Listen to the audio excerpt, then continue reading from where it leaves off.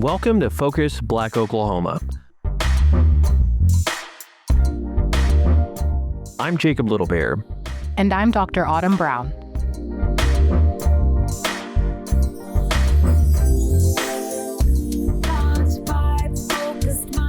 This is our first quarterly snapshot story of 2026.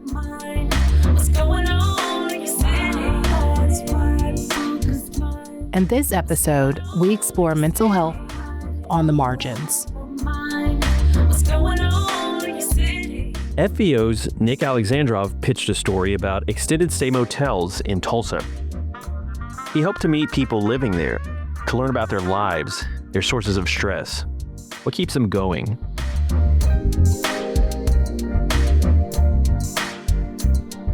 But the story didn't unfold the way he expected.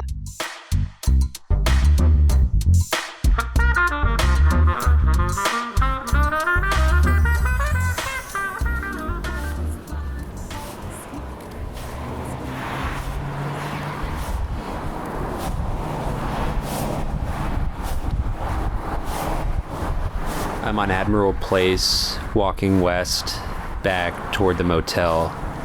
There's no one around.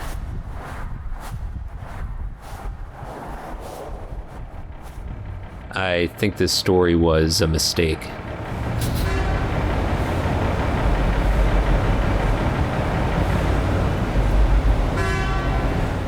It's Saturday afternoon, January 17th. I'm in a rental car, driving to a motel on East Archer. I have 3 days for this story. Mental health is the frame. I need to turn here.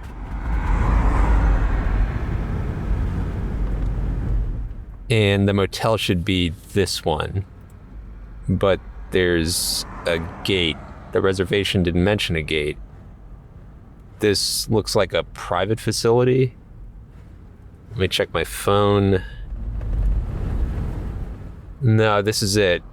6416 East Archer. I don't see an address on the building. I drove to the end of the block to be sure, but there were only apartments there. I turned around in the parking lot. It felt like I was trespassing. Back at 6416, I pulled in just off the road. I checked my phone again. Then I got out of the car. I walked along the concrete path toward what looked like the entrance. I saw it, hidden from the street, the office. I didn't plan to leave much over the next 3 days. The idea was simple. Stay at an extended stay motel, the kind of place people end up if they've been evicted, if they can't find an apartment, if they need somewhere that's almost a home. I'd stay for 3 nights. I'd be present, linger in the parking lot, sit in my room with the door open, a soft invitation to anyone passing by, read in the office, and when conversations happened, I'd explain the project. I'm a reporter, I'd say. I'm covering this area. I want to know about your life. I'd keep the mental health part quiet, but I knew it would emerge. Stress, anxiety. I would hear what those words mean. I stepped into the office. The office, it's not even an office. It's a narrow hallway. There's nowhere to sit. I went in. There's a bell that chimes when you open the door. No one was there. No one came. There's another bell on the desk. I rang it. No one came. I waited. I went outside, made sure my car was locked, came back in, making the doorbell chime again. I rang the bell on the desk again. No one came. I waited. Then the managers appeared. The card reader had died. They had to reboot it.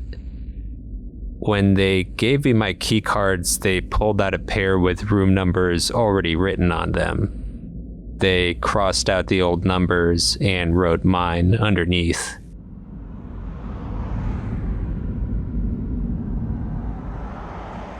There was no soap in the room, no toiletries. When I stepped inside, the room was bigger than I expected. White brick on one wall, white drywall on the others. Recessed ceiling lights brightened the walls but left the corners dark. Outside my door, near the stairs to the lobby, a trash bin overflowed onto the walkway. I watched for roaches, rodents. None appeared that first night. A long dresser, a 65-inch TV mounted above it, a full-sized refrigerator and a microwave, the kitchen just beyond that. I was obviously in a very privileged place, but there was a lot of uncertainty I felt. Entire families can find themselves stuck in these living conditions. Children are especially vulnerable to how precarious this kind of living arrangement can be. And it can show up in lower academic outcomes, or difficulties with emotional and behavioral health, or even developmental delays. Stephanie Gonzalez-Guitar is a sociologist. She studies families living in extended stay motels in Florida. Stephanie says everyday life in a motel creates constant stress for families.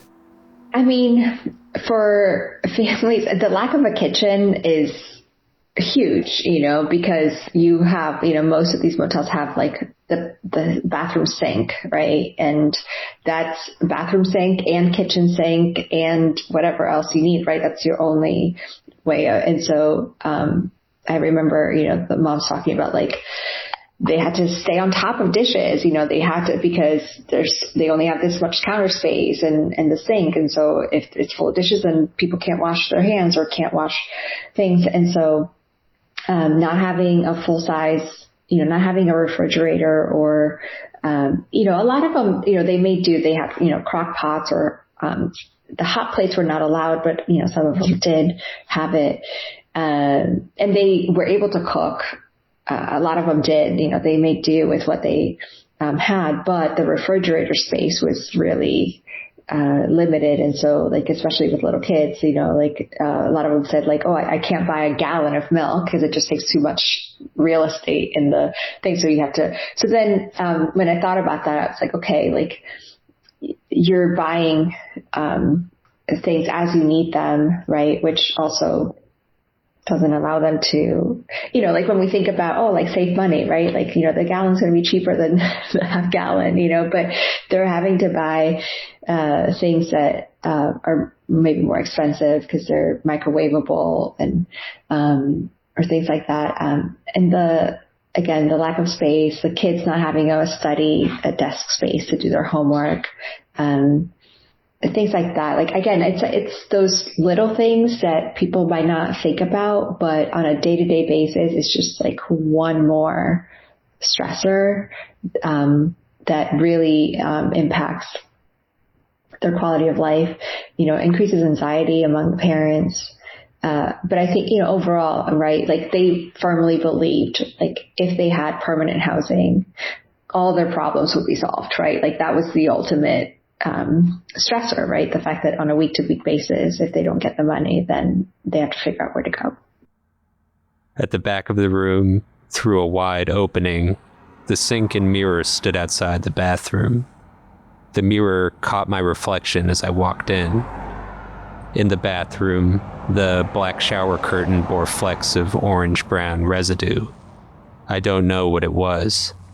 I took pictures, close-ups. I sent them to ChatGPT. This is harmless, it told me. I didn't believe it. One night, late, around 2 or 3, I lay awake thinking about the shower curtain.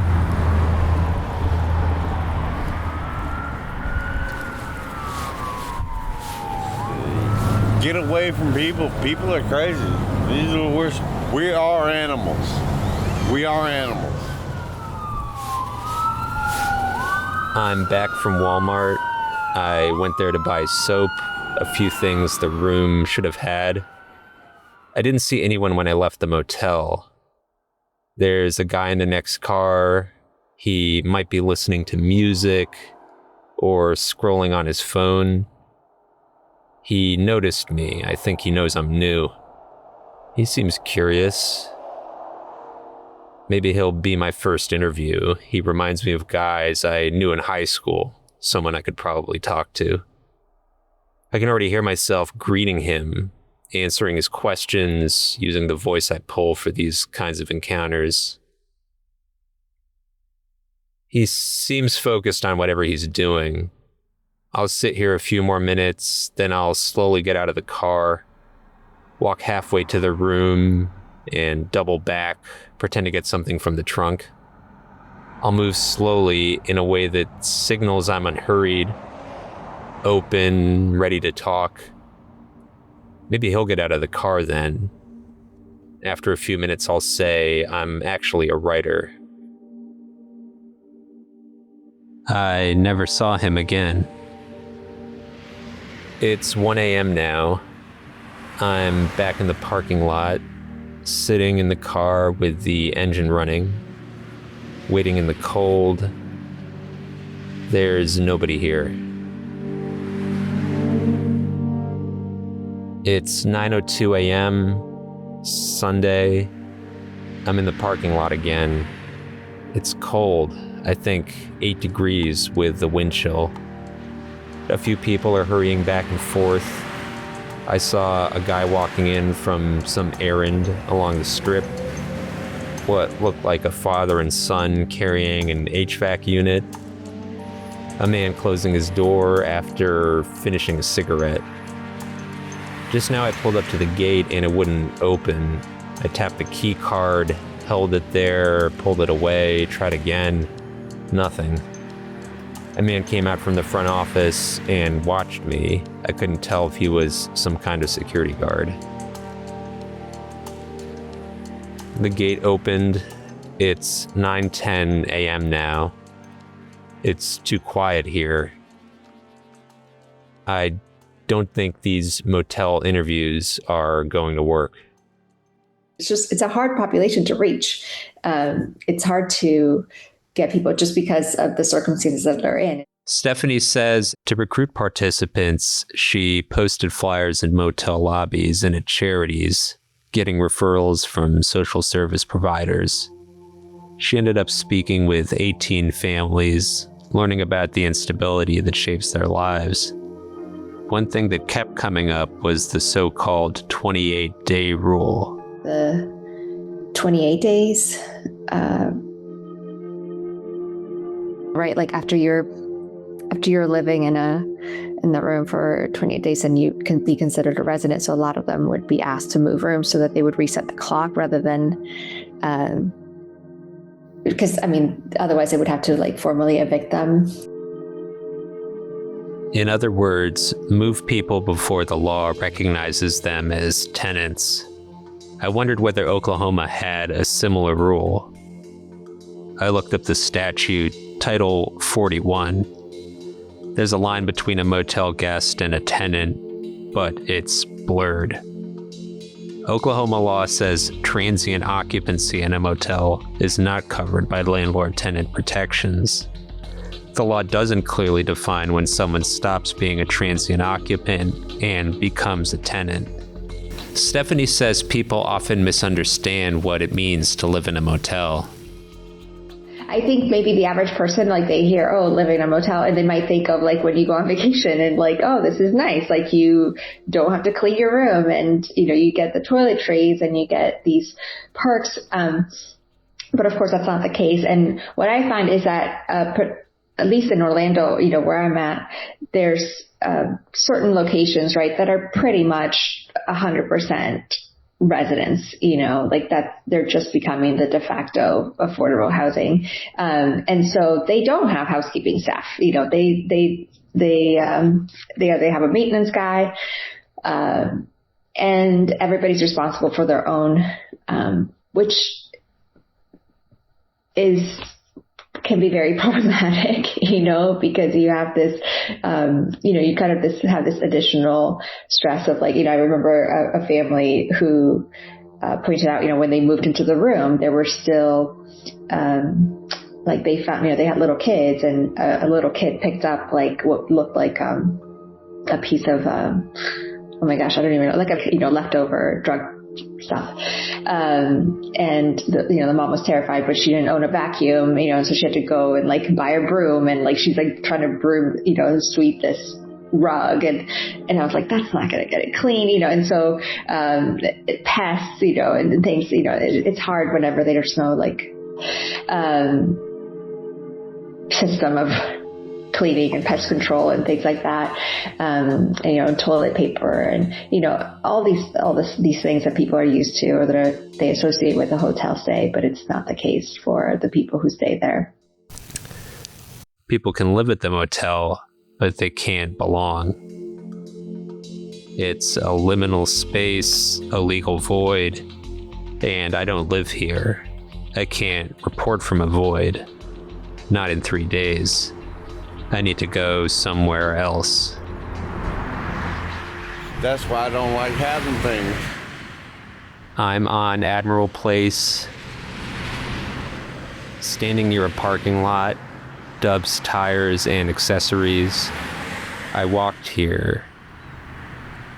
I have nowhere to go, but I can't stay anywhere. I have to keep moving. This story is something else now. It's about spending as little time in the motel as possible. I have 3 days. Since I checked in yesterday, I've heard only one person's voice at the motel. Otherwise, silence.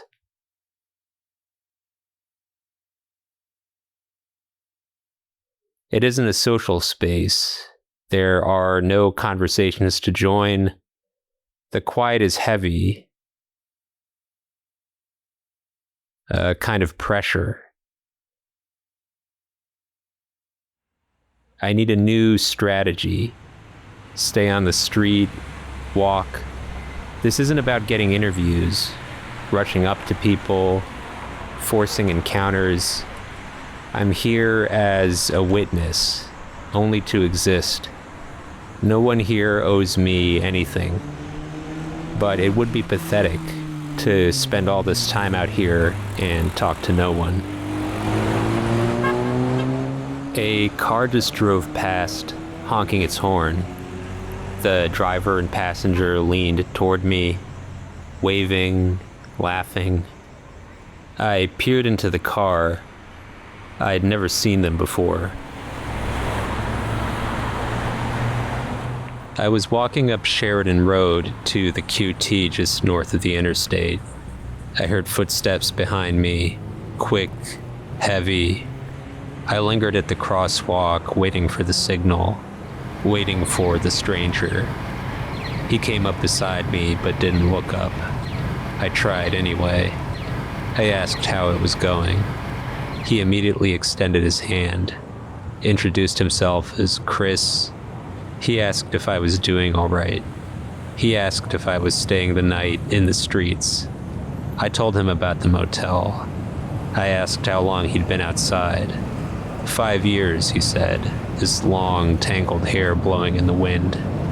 He told me, unprompted, that his father used to hit him, that the abuse got worse when he was 4 or 5, when he was starting to form words, sentences, express his thoughts. I told him I'm a writer. He said, so am I. I write short stories. He told me he gets high all the time. I said, I'm actually writing about this place, the Admiral corridor, people living outside. By then we were blocks past the QT. He was looking straight ahead. He never gave a clear no, but he didn't need to. I saw the Dollar General. The conversation was dying. I told him I had to go inside. He looked up, shook my hand. Then he kept walking up Sheridan Road.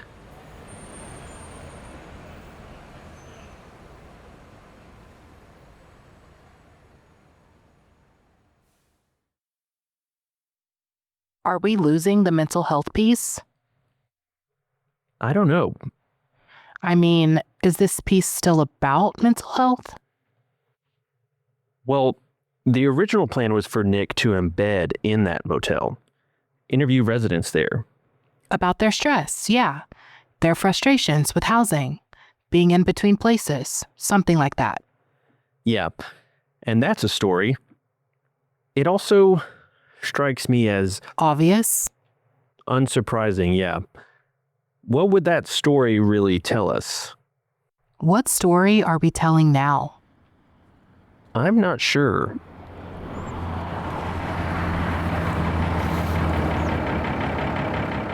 I'm a regular dude. My name is Rob Daniel Myers. Okay.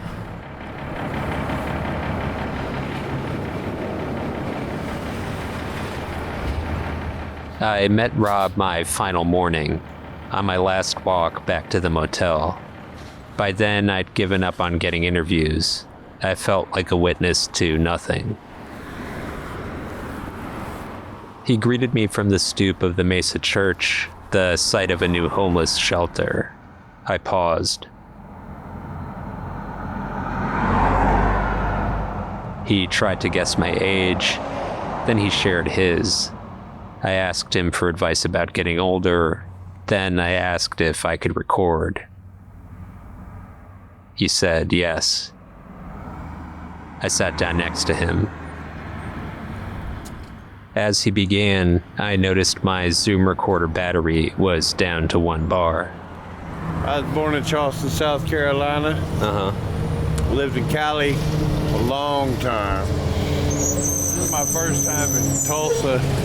I'm an alcoholic. I have cirrhosis. I'm on the streets. Been on the streets for a long time. I kind of dig it. We used to canoe. My dad lives in Salem Springs. I mean, I don't know how to say this. It's real stuff. My mom passed away a couple years ago, and I love her. She died at 80-something. I don't even know her. Gail May Myers. Oh, my baby doll. That's my mama.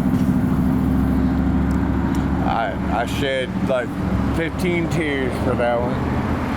Never been married, ain't got no tattoos, I ain't got no piercings. Okay. I'm just a homeless guy right now, trying to figure out the world. That's what I'm trying to figure out. What the heck is really going on? I don't understand things. Try to figure it out. I don't even worry about the cold or the hot or the this or the that. It's about life. It's like, what? We're on a giant ball of dirt. It's a big dirt ball. And we're rotating, according to my science teacher, we're rotating. That's God over there, in my opinion, is the sun. I don't know. I don't think it's a man. If that sun burns out, we're all dead. Everything's dead. That's the one thing that I kind of know. I ain't gonna lie. Ask me a question. I ain't gonna lie. Get away from people. Yeah, nah, it's crazy out here. Tulsa is nuts. I used to live in LA in Bloods, Crips, Mafia, Aryan Brotherhood, pick it. Just get away from people. People are crazy. These are the worst. We are animals. We are animals. Yeah. You do better with grizzly bear than you will with. These people are greedy. Everybody greedy and needy. And it's like, I am needy and stuff, but in the nicest of ways. A case study based in Denver was published in 2025, following 356 people for 1 year after losing housing, and found that 64% reported their physical health deteriorated, 58% said their mental health declined, and 53% had experienced violence.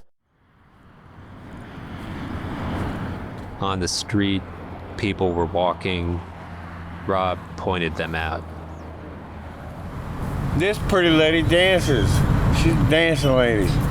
Yeah. She'll walk up and down this damn street dancing. She doing her thing. Yeah, she got her earplugs in. But she cool as stuff. She dances. She ain't gonna... She a prostitute. She pregnant right now. She already told me her story. But she usually dances, so she ain't dancing right now because she needs some alcohol or some drugs or some shit. And that's Deadpool across the street. Look, I already know him. He cool as up. He got a job at Standby. Yeah, that dude right there. Yeah. He cool as up. He'll break you out of cot. Yeah, he's good people. I've been on the Admiral for 2 weeks probably. If you've been homeless for a minute, you kind of recognize what the is going on. Try to cut back on my curse words because I used to wear this shirt. I had a shirt on 51st and Yale, and it said Team Jesus. I'm trying to flip my script because I wasn't raised like that, and I've been on the streets for 17 years. It's like, bro, I'm an alcoholic. I just had 2 surgeries. They put a shunt. It bypasses my heart, and then I got beat up by a dude. And so my jaw's broken. I can barely eat. But yeah, I got some peeps out here. As we spoke, Rob was watching Tammy's belongings, a small bag beside him on the step, waiting for her to return. I hate watching people's fish. Okay. Like, bro, I can't watch my own fish. Fair enough. That's why I don't like having things. If I don't have things, then nobody can ask me for anything. That's fair. If I don't have $5, you can't ask me for $1. So I'll be like... He picked up a large plastic bottle from the step beside him, took another pull, then Tammy approached with her dog. There she is. There's Tammy. Oh. You want to get on this? Tammy, her blonde hair tucked under a knit cap, didn't want to be recorded. But we sat on the stoop a while. She kept apologizing for how bad her dog, Maddie, smelled. Like rotting fish, I thought. She said she needed to get the dog into foster care because she couldn't take care of it anymore. She pulled a folded piece of paper from her bag. I couldn't follow. It had something to do with an address she needed to visit, maybe for services, maybe for money she was due, or a phone number she needed to call. Tammy told me she's around 50. She said she tends to sabotage everything. She took my card when I offered it, my name, phone number, email. I never heard from her. As Tammy and Rob talked, as they drank from the bottle Rob kept beside him, others approached, friends of theirs. Some kept walking. A man and a woman stayed with us. I spoke with the man for about 10 minutes. He might have been talking about Oklahoma history. I think I heard him mention the Tulsa Race Massacre. I watched his mouth form words like cover-up and atrocity through a thick mustache. Nobody knows about this. No one is talking about this. He told me that again and again. Hidden histories. With him was a woman who told me we'd met before. I didn't recognize her, but she spoke with such conviction, such intense warmth, with loving sincerity, that I believed her for a moment. I said I was a writer. She said she writes as well. Fiction, nonfiction, mysteries, fantasies, romances, poetry, satire, dramas. She named what felt like every genre. She mentioned architectural drafting. She told me she had built the shelter in the Mesa Church where Rob and Tammy were staying. She gave me a pen for my writing, she said. Then she asked if I had money to buy myself something to drink. I said no, for some reason. She offered me a bottle of juice, ocean spray, carried in a plastic bag. I declined. I checked the time. I had either been there 30 minutes or over an hour. The motel checkout was soon. I was still a 15-minute walk away. I had to leave them there.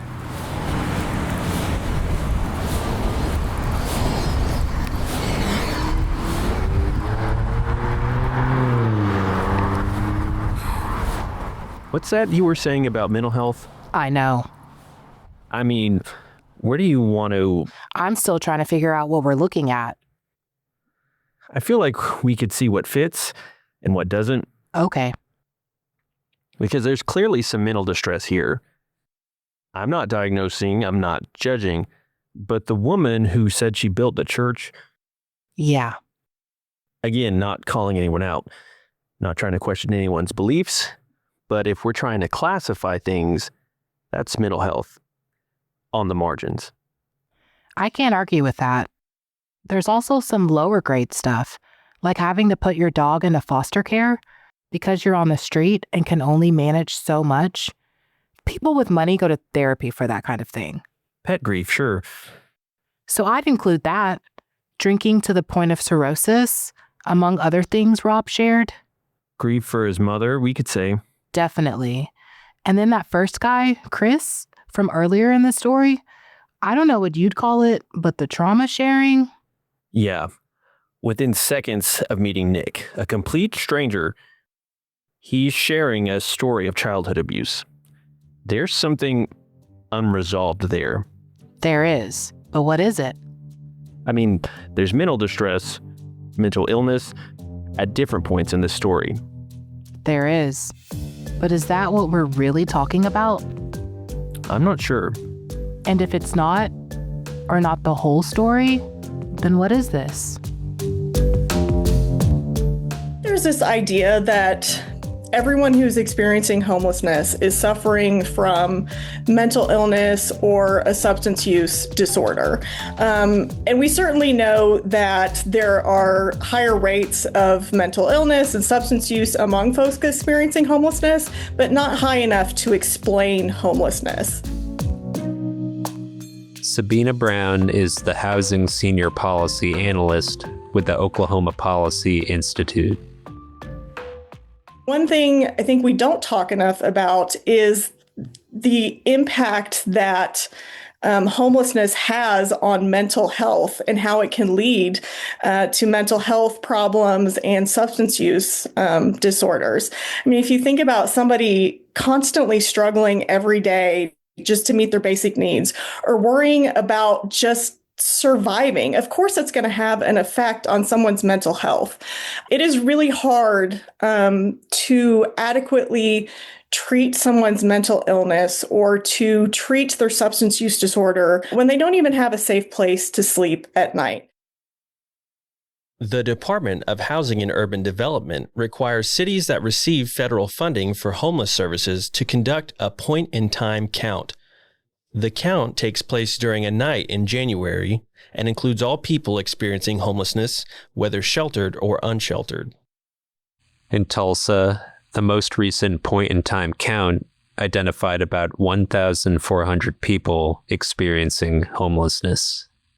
I think it's really uncomfortable for folks to think that they're closer to homelessness than they might think.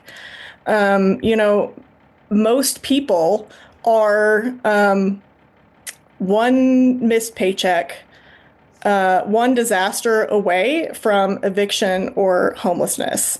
I think it is much easier and comfortable for folks to assume that anyone experiencing homelessness, it must be some sort of personal failure, or they must be experiencing some sort of mental break or abusing substances, or they're criminals. It's much more uncomfortable to think that it could happen to any of us and that this is really a system failure. It also shows the number of things that we can fix in our system and better supports that we could provide when you learn those stories and you start listening to people. So I definitely encourage folks to get out and volunteer to do this. I would certainly love for anyone who is a policymaker to at least one time participate. A system failure that plays out in familiar ways. We know that here as well as nationally, Black Oklahomans, Black people are much more likely to face homelessness and eviction. In Oklahoma, Black residents make up about 8% of the population, but 22% of people experiencing homelessness. I thought about the dancing lady Rob pointed out. I don't know if she had a place to stay. It seemed Rob had a place. I remembered him praising the Mesa Church shelter. Tammy had shelter, but Heather was back outside. I met her on the overpass, the same place I'd met Chris, the short story writer. I met them on different days, but looking back, they feel like the same encounter. One long walk. A woman was coming toward me. She asked if I had any money. After a while, the blocks began to blur. The same strip malls, same parking lots, the wind, the traffic, the gray sky. Sometimes I would zone out completely. I had $5. The wind was pulling the temperature down to the teens. I was eager to get inside for an hour. Heather had a hoodie on, hood up, over a knit cap, red gloves. I saw she had just one tooth left. She told me she'd had a place to sleep the past 2 nights, but that arrangement was over. She was looking for something to eat. She said, "I'm Heather." I said, "I'm Nick." She asked, "Is it Nick or Nicholas?" I told her Nicholas. She said I shared a name with her brother, something about him being an athlete, football. She was shouting into the wind over the traffic. I only caught parts of it. I thought that would be the end of it. It wasn't. She asked, "Do you know any native people?" I mentioned a friend in Pahuska. She said, "My boyfriend, Sammy, is native, in Bristow." Heather told me that a few years earlier, Sammy woke up in his car with blisters covering his leg, frostbite. She told me that Sammy once accidentally shot himself in a motel, something about his femur. Heather said she nursed him back to health, then she had to go. I watched her walk away into the wind. I didn't even have time to mention what I was working on. I walked back up Sheridan Road, watching the passing cars. I thought I saw one I recognized, but it was someone else. By the time I reached the motel, my hands were numb. The room, with its white walls, its lone window overlooking a yellow janitor's bucket in the hallway, felt warmer than it should have, a refuge. I slept deeply the first part of that night, then I woke around 2 a.m. Music was bleeding through the walls, or the ceiling. I walked to the door to listen, my ankles still stiff. I recognized the song, Windy by The Association. and I knew the scene. A montage, a woman in a decaying motel off a freeway, leopard print jacket, a bag of meth, cigarette smoke, a place like this one.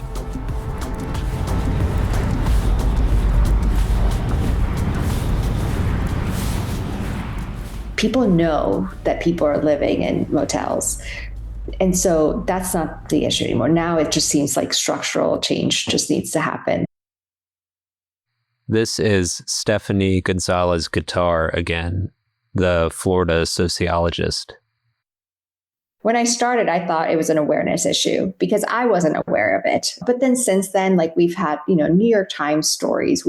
People have written books about this. I saw, you see it on CNN. It's been on mainstream media. It's on the local media. It's a policy issue now. That's what I've landed on.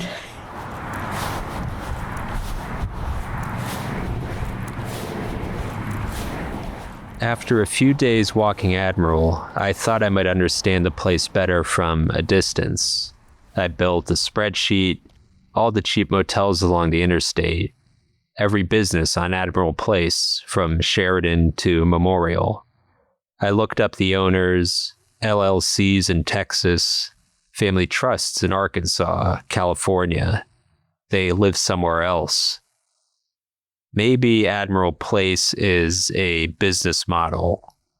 Maybe it feels in between, a place only to pass through because the money flows out of it. A payoff for people far away. I tried to prove it.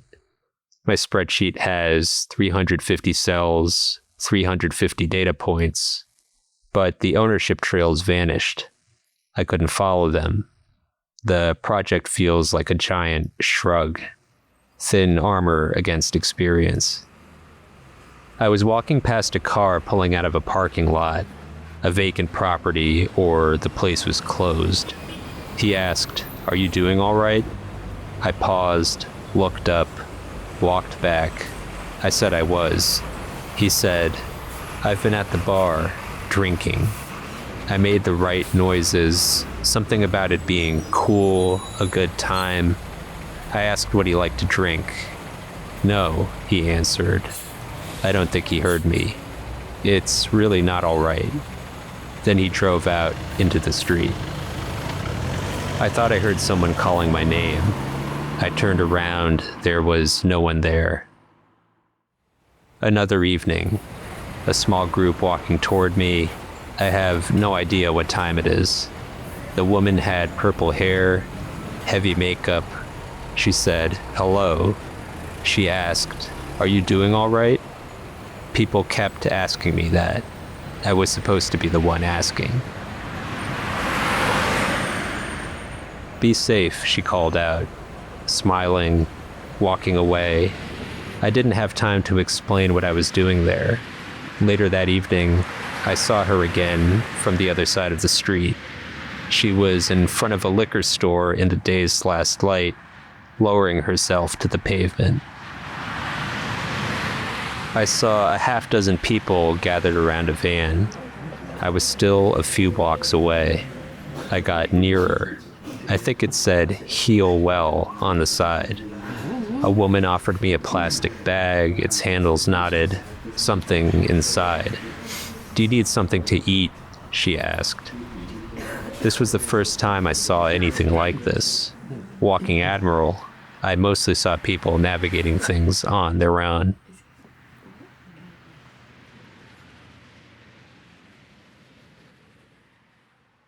Here's what I'm wondering. Yeah? The people we met, the woman with the purple hair, Rob on the stoop of the Mesa Church, Heather on the overpass. Right. Are they part of the 1,400? The point in time count? Yeah. Or something else. We only saw a few days of their lives. Exactly. The motel room was quiet. The parking lot empty.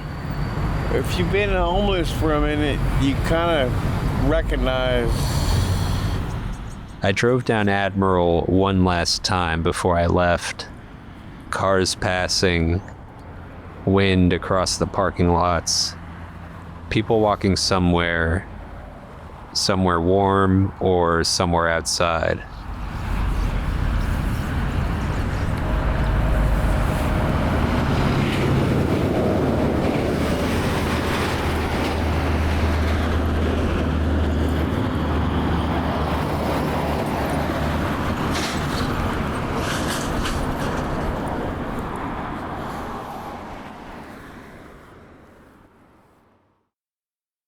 As listeners might be able to tell, delving into people's mental health issues can be deeply affecting, even for reporters whose job is to be impartial observers. Nick spoke with FBO's production team to answer some of the questions raised by his reporting. So, Nick, in Oklahoma, there are statistics that suggest that 1 in 4 Oklahomans experience some kind of mental health or substance abuse disorder. Oklahoma's 3rd in the nation for mental health, 2nd for serious mental illness and substance abuse. What did you experience, if anything, in your time at the motel that would speak to those statistics or maybe even speak against them? I think that my initial thought with this story, and I do get into this into the piece, was that I would just be hearing narratives reflecting personal experiences with these issues from people at the motel, and that didn't pan out. So since I only had a few days, I took to the street. But out there, it was definitely pretty apparent that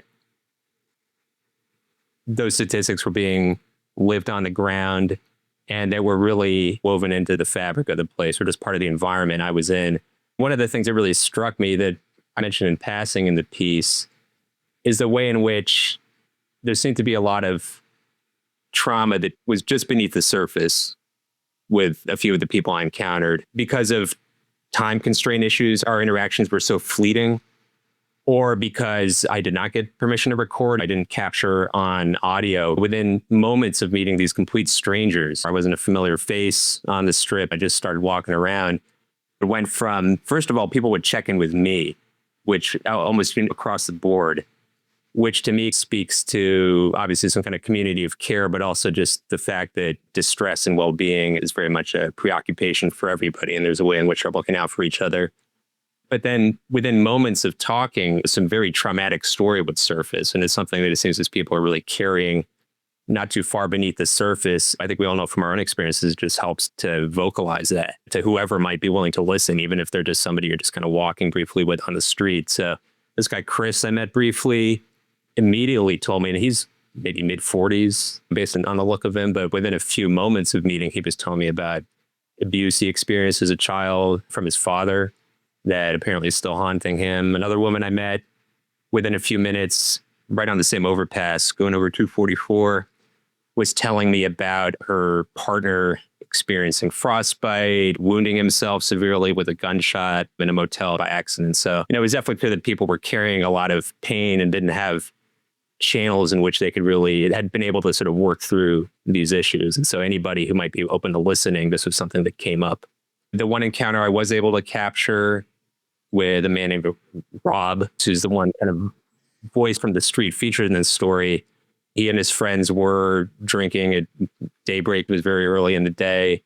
Seemed to be a regular thing for them, a way of kind of coping. And none of this is to generalize and say that's the reason, why these people are where they are, the substance abuse or mental health.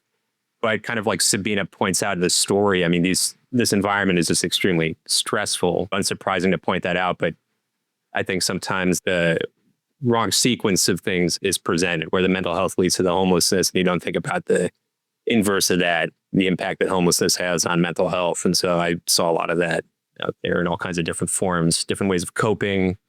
How did it affect your mental health and mental well-being? Being immersed in the immersive journalism in which you engaged, you spoke to being disoriented, not having a real sense of time.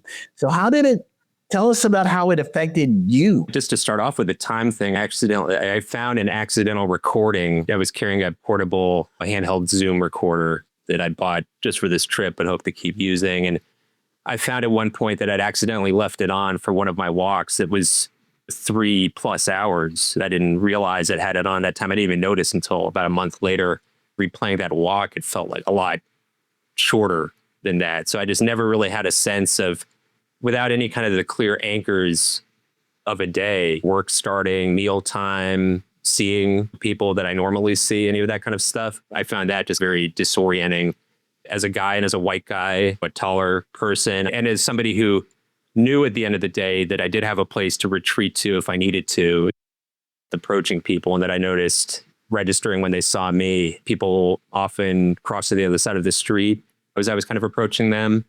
There was just a feeling of being perpetually on edge, unsure of where I stood with people, belonged to the environment without really standing out or acting like people owed me anything.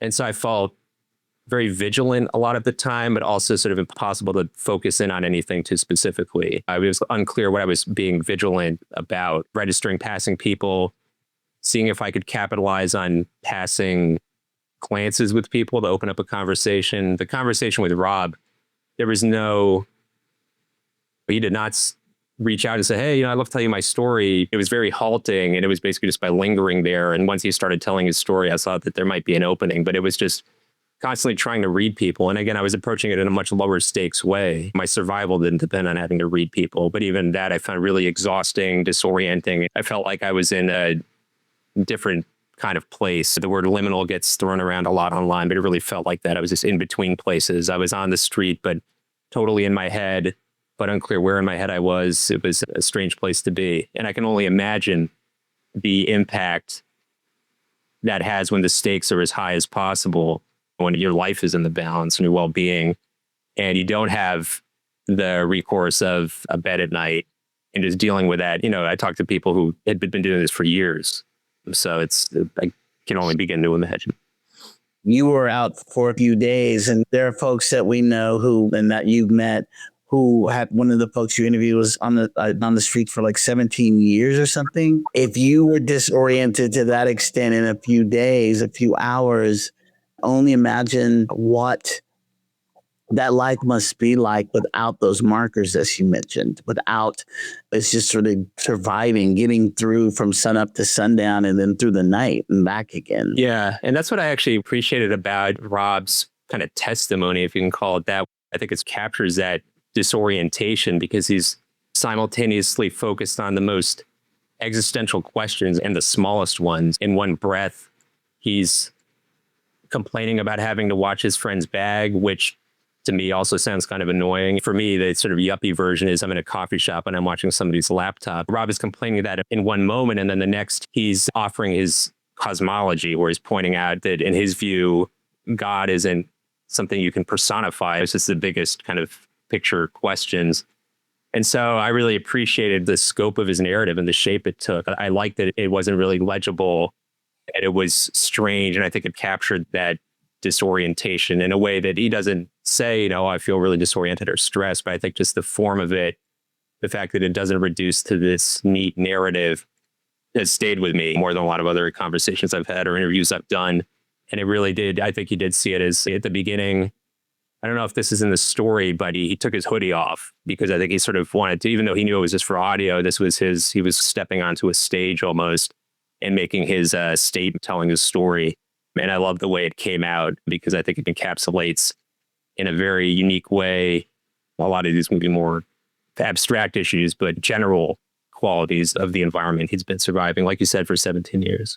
Finding different communities, like to build communities of care, like what are the sort of places you saw? We're not really close to downtown, so there's no day center. So what kind of hubs or hangout places or places to build community were there? Like a bus stop, Walmart, Quick Trip? How do these people find or build community? The main spot that I noticed where people were congregating, I noticed them congregating there even before I first spoke to Rob and met some other folks there, but was in front of the Mesa Church, where I know there was this new shelter just as of, I think it just opened last fall, because I remember seeing some folks there who were resting basically at the bus stop during the day on the 2 days before I talked to Rob. But again, in line with what I mentioned earlier, just didn't seem, again, they were resting, or I don't know, they just didn't seem like people who would be up for an interview at the time. But I did notice folks around there. There was a small, what might have been an encampment behind the QT, the one on Memorial over by the Dollar General. It just seemed like there's some folks living outside over there.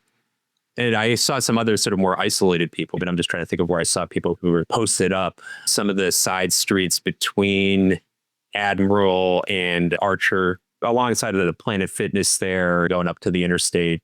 And there's a kind of frontage road. And I would occasionally see folks on the side streets. It's in the 70s, I think, 76 or something like that. For people listening to this episode, I want to give them a little peek behind the curtain. You've already answered a lot about how this made you feel, but I'd like to talk about how you expressed that without, in some ways, even knowing it. I'd like to talk about your first draft of the story, where you kind of removed yourself entirely from it and had Focus Black Oklahoma's great co-host telling the story that you experienced through their voices, and why you thought, as you were coming up with that and the feedback we gave you, what did that make you think about the experience when you tried to creatively examine both your feelings and how to tell this story? And what was behind the first draft? I was trying to find a way that would feel immersive. I guess basically what I was trying to get at, that would feel experiential and that would somehow draw the listener in directly. This is broadly related. I initially thought this story might be more of an investigative piece, that I would get these individual testimonies, but that I'd also be unraveling property records and that sort of thing. And for various reasons, in part just because of the way my experiences played out, and in part because of a lot of stuff I've been reading that uses a lot of the tools of investigation, but takes a much more experiential approach. And I find it quite powerful, and it kind of lingers in my mind more. I wanted to try to shape the story along those lines as well. And so to me, having the original draft of the story just was almost exclusively actually just kind of second person, addressing the listener directly, saying, you walk here, you hear this, you notice this. And for some reason, that almost took form in my mind as I was walking the street and thinking of how to document it. I felt, for better or worse, that talking about my own experiences would be too indulgent in some way, and that the second person format would be somehow more inviting and universal. That was the kind of thinking behind the original version.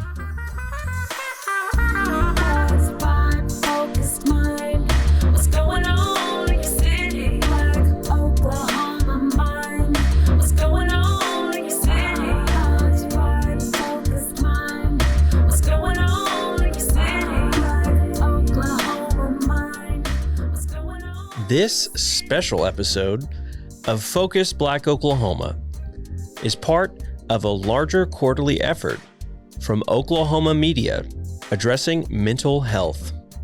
Find the rest of the quarterly stories and more coverage from Tulsa Flyer, the Oklahoma Eagle, KOSU, La Semana, and The Frontier at tulsaflyer.org. Focus Black Oklahoma is produced in partnership with KOSU, Tulsa Flyer, and Tri-City Collective. Our theme music is by Moffett Music. The production team for this special quarterly edition of Focus Black Oklahoma are Quraish Ali Lansana, Bracken Clar, and Jesse Ulrich. You can visit us online at focusblackoklahoma.com and on YouTube at Tri-City Collective OK. You can follow us on Instagram at FocusBlackOK and on Facebook at facebook.com/FocusBlackOK. You can hear Focus Black Oklahoma on demand at kosu.org, the NPR app, npr.org, or wherever you get your podcasts.